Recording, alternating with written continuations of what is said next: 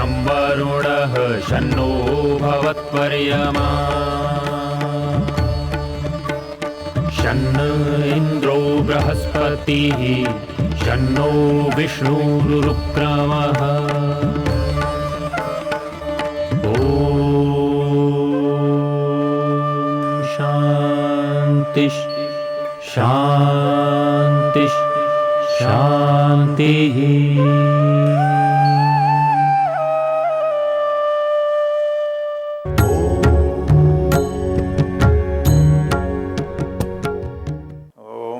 त्रिसप्ताह पर्यन्ति विश्वारूपाणि बिभ्रतः वाचस्पतिर्बला तेषां तन्वो अद्य दधातु मे। ओम शांति शांति शांति। इस अथर्ववेद की चर्चा के प्रसंग में हमने इसके कुछ मंत्रों पर विचार किया। प्रथम कांड के प्रथम सूक्त के 5 मंत्रों पर विचार किया।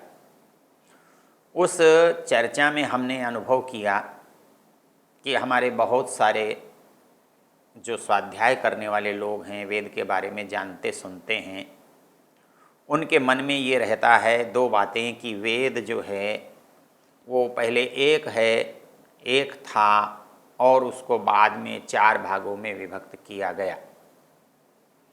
दूसरा, हमारे यहाँ परंपरा है कि अथर्ववेद सबसे अर्वाचीन है, बाद का है।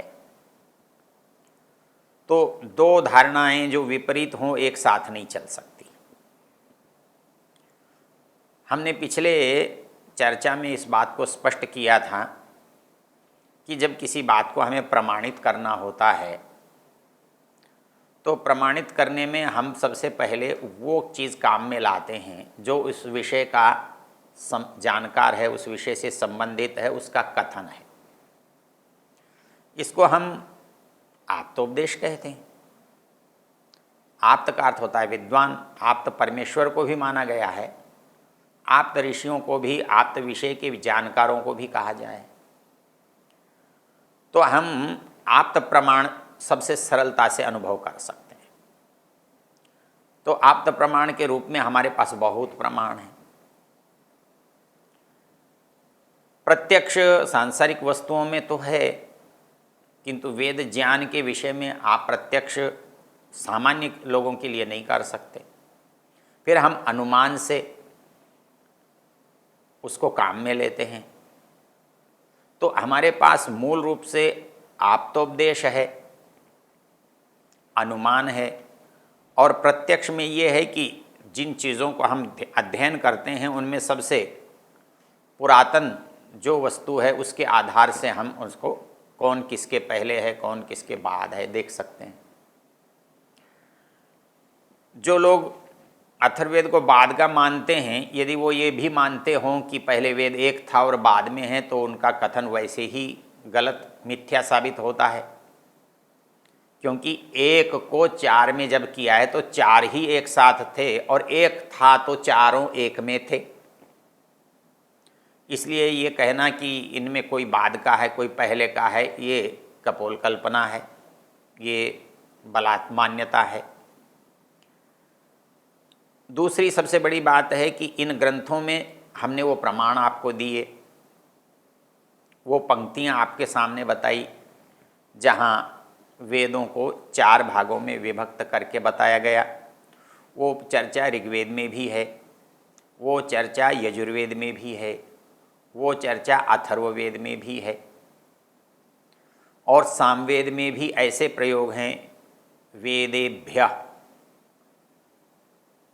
तो वेद का बहुवचन प्रयोग हमको मिलता है।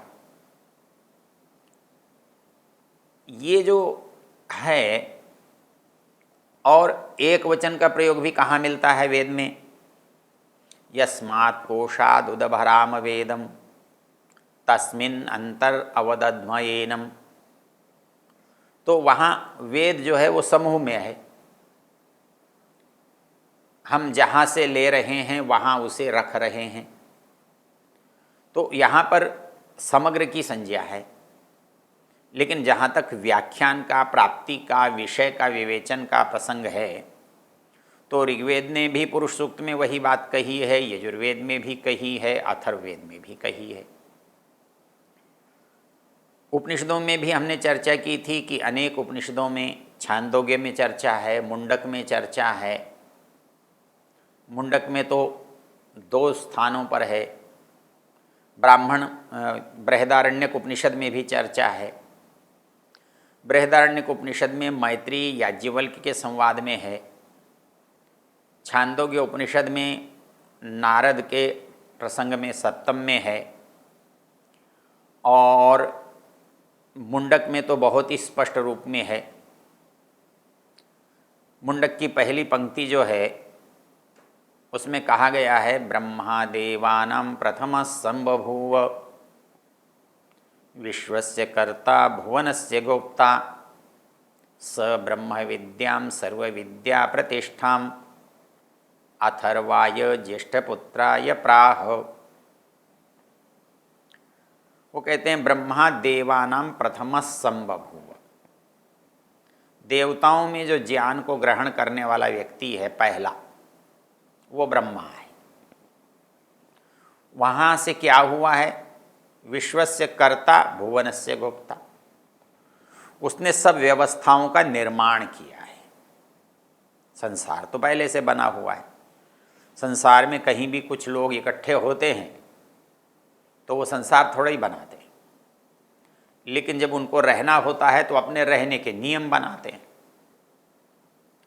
तो ब्रह्मा देवानां प्रथमः संबभूव, वो विश्वस्य कर्ता भुवनस्य गोप्ता, उसने रहने के योग्य इसको बनाया और रहने की व्यवस्था उसने की जिससे सुरक्षित रहें, जिससे स्वस्थ रहें, प्रसन्न रहें, सुखी रहें।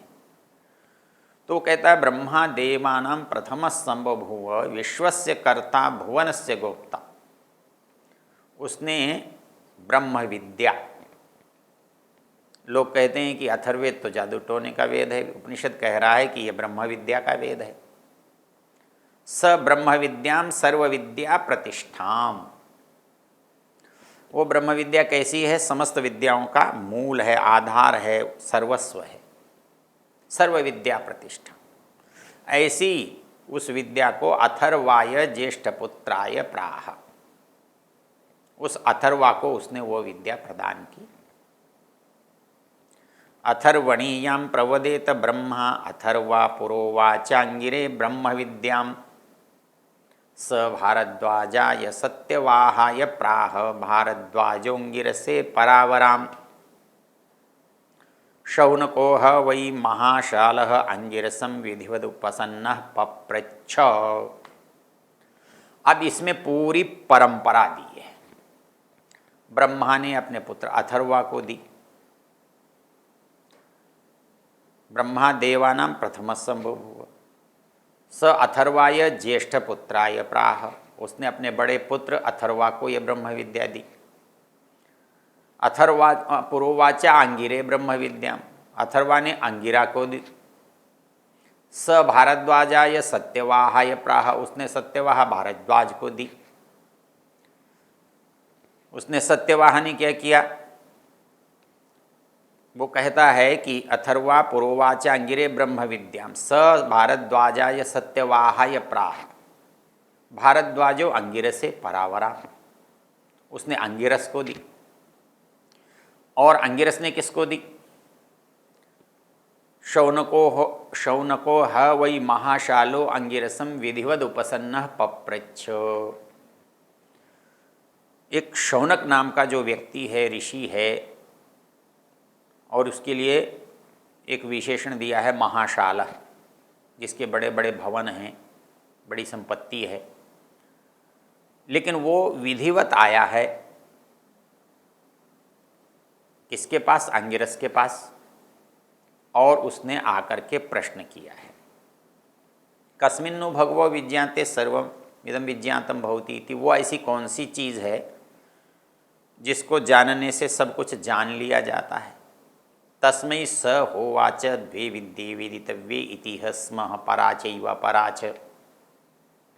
वो कहता है कि इस संसार में 2 ही तरह के पदार्थ हैं, सारे पदार्थों का दो ही तरह से वर्गीकरण हो सकता है, कुछ जड़ हैं, कुछ चेतन हैं। और जड़ को जानने की विद्या और चेतन को जानने की विद्या। जड़ को जानने की विद्या अपरा विद्या है और चेतन को जानने की विद्या परा विद्या है। और क्योंकि वो चेतन इस जड़ में समाविष्ट है, इसलिए ऐसा नहीं हो सकता कि आप केवल पराविद्या का ज्ञान करें। ऐसा भी संभव नहीं है कि केवल अपरा से ही आपका काम चल जाए, क्योंकि ये संसार दोनों का सम्मिश्रित रूप है। इस संसार को समझना है तो दोनों को ही समझना होगा। केवल एक को समझ के संसार का उपयोग नहीं लिया जा सकता, संसार का लाभ नहीं उठाया जा सकता, इस संसार में आने का प्रयोजन सिद्ध नहीं किया जा सकता। इसलिए ऋषि उस बात को दो भागों में बांट देता है। तो कहता है कि दो तरह की चीजें हैं, दो तरह से जान लो। इस संसार में कुछ पदार्थ जड़ हैं, इस संसार में कुछ पदार्थ चेतन हैं। जिनको आप जड़ को जानना है, संसार को जानना है तो अपरा विद्या से जानो, और यदि चेतन को जानना है तो परा विद्या से जानो। वे विद्ये इतिह स्म आह पराचैव अपराच। वो कहते हैं ये दो विद्याएं हैं जो परा और अपरा, आप इनसे इन दोनों को समझ सकते हो। वहाँ पर ऋषि जो गिना रहे हैं वो ऋग्वेदो यजुर्वेद सामवेदो अथर्वेद शिक्षा कल्पो व्याकरणम ब्राह्मणम निरुक्तम छंदो ज्योतिषमिति परायया तदक्षरम अधिगम्यते। अब इसमें कुछ लोग ये समझते हैं कि जैसे परा नाम की विद्या कुछ अलग होती है और अपरा नाम की विद्या कुछ अलग होती है, तो ऋग्वेद यजुर्वेद सामवेद अथर्वेद यदि अपरा को बताने वाले हैं तो परा को बताने वाला कौन है? किंतु वो कहता है कि इन्हीं शास्त्रों से परा और अपरा दोनों को जाना जाता है। जो पदार्थ है उसको भी जाना जाता है, जो उसको बनाने वाला है उसको भी उसी से जाना जाता है। जब आप बनाने वाले को जानते हैं, बनाने वाले को जानने का प्रयत्न करते हैं तो वो पराकोटि का ज्ञान है। जब बनाई गई वस्तु के बारे में जानते हैं तो वो अपराकोटि का ज्ञान है। जैसे हम किसी बनाने वाले से परिचय करें और बनी गई वस्तु के बारे में जाने, परिचय करें, कर हम दोनों ही सकते हैं।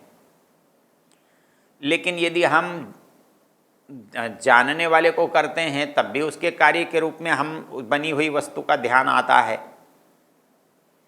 और यदि वस्तु को देखते हैं तो भी बनाने वाले से हमारा परिचय होता है, किसने बनाई, कब बनाई, कैसे बनाई, किस लिए बनाई। तो इसलिए ये सोचना कि ऋग्वेद यजुर्वेद सामवेद अथर्ववेद तो अपरा विद्या है और कोई और विद्या है जिससे परा, जिसे परा कहते हैं, जिससे आत्मा परमात्मा को जाना जाता है, वो परा परा का संबंध आपस में केवल इतना है कि हम परा को अ जोड़ करके अपरा कह रहे हैं। ये महत्व को बताने के लिए इसके भेद किए हैं। ये हम जाते एक ही रास्ते से हैं, अपरा के रास्ते से ही परा पर जाते हैं। सीधे परा पर जाने का कोई रास्ता नहीं है। ये शरीर मिले बिना साधना का अभ्यास संभव नहीं है, और शरीर का ठीक ज्ञान किए बिना साधना कैसे संभव होगी? तो परमेश्वर की उपासना इस शरीर से की जाती है, किंतु जिसकी उपासना की जाती है वो पृथक है, और जिस साधन से शरीर से उपासना की जा रही है वो पृथक है। इसका ज्ञान जब भी हम करेंगे तो एक के ज्ञान मात्र से काम नहीं चलेगा। इसको जाने बिना दूसरे को जाना ही नहीं जा सकता, और केवल इसको जानकर छोड़ देने से हमारा प्रयोजन पूरा नहीं होता। इसलिए वो कहते हैं पराचैव अपराच। और इसको विस्तार से हमने पिछले मंत्रों में चर्चा की है। जब उपनिषद की बात कही, वहाँ पर इसी का दूसरा नाम विद्या और अविद्या दिया है। और वहाँ कहा गया है कि केवल विद्या से भी जीवन का काम नहीं चलता और अविद्या से भी नहीं चलता। अविद्यया मृत्युम तीर्त्वा विद्यया मृतमश्नुते। कहता है दोनों को जानने की जरूरत है। वहाँ अविद्या का अर्थ अज्ञान नहीं है, वहाँ अपरा विद्या है, लौकिक विद्या है, सांसारिक विद्या है। विद्यांच अविद्यांच यस्तद्वेदो भयं सह अविद्यया मृत्युम तीर्त्वा विद्यया मृतमश्नुते। कहता है विद्या और अविद्या दोनों को जानना चाहिए। जो केवल विद्या को जानता है वो भी अंधकार में पड़ता है, जो केवल अविद्या को जानता है वो भी अंधकार में पड़ा रहता है। दोनों ही अधूरे हैं। दोनों को पूर्ण बनने के लिए विद्या और अविद्या दोनों का बोध करना होता है, दोनों का परिचय करना होता है, दोनों का व्यवहार करना होता है। तो उसी को दूसरे शब्दों में जो यहाँ कहा गया है वो परा और अपरा कहा गया है। इति द्वे विद्ये वेदितव्ये इति ह स्म आह। कहता है कि उसको जानने के लिए दोनों जानना लिखा है। ये नहीं लिखा है कि परा जानने से काम हो जाएगा। द्वे विद्ये वेदितव्ये लिखा है, दो विद्याओं को जानना चाहिए ऐसा लिखा है। यदि केवल परमेश्वर का ज्ञान परा से होता तो एक ही विद्या का उल्लेख कर देता और एक विद्या के उल्लेख से ही उसका ज्ञान हो जाता। लेकिन शास्त्रकार जो बात कहता है वो ये कहता है द्वे विद्ये वेदितव्ये इति ह स्माह। सारी दुनिया ये कहती है कि दो चीज़ों को जानने से वह जाना जाता है। तो वो दोनों को जानना, तो परा को भी जानना और अपरा को भी जानना। और यदि दोनों के लिए शास्त्र अलग अलग होते तो कह देता कि अपरा को इससे जानो और परा को उससे जानो। लेकिन एक ही विद्या का उल्लेख करके, एक ही शास्त्र का उल्लेख करके दो विद्याओं को जानने की बात की जा रही है। वो कहता है कि दो विद्याएं इससे यस जान लेने से काम चलता है। उपाय है ऋग्वेदो यजुर्वेद। ऋग्वेदो यजुर्वेद सामवेदो अथर्ववेद शिक्षा कल्पो व्याकरणम छंदो निरुक्तो ज्योतिषमिति। यह है परा यया तद अक्षरम अधिगम्यते। कहता है इन शास्त्रों से आप अपरा को जानते हो, और जब इन शास्त्रों से आप परमेश्वर को जानते हो तब आप उसे परा विद्या कहते हो। तो जब हम इसका आध्यात्मिक पक्ष देखते हैं तो वो उसका परा विद्या होता है, और जो उसका सांसारिक पक्ष देखते हैं तो वो अपरा विद्या होता है। यहाँ चारों का ही उल्लेख मिलता है।